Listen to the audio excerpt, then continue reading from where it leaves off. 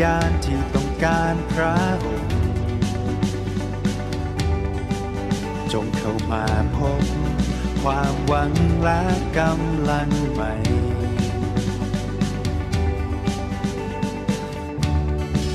ให้ทุกชนชาติพันธุ์สรรเสริญทุกดวงใจรวมร้องพระเจ้ายิ่งใหญ่เปล่งเสียงหมดใจโห่ร้องสุดใจในรักพระอ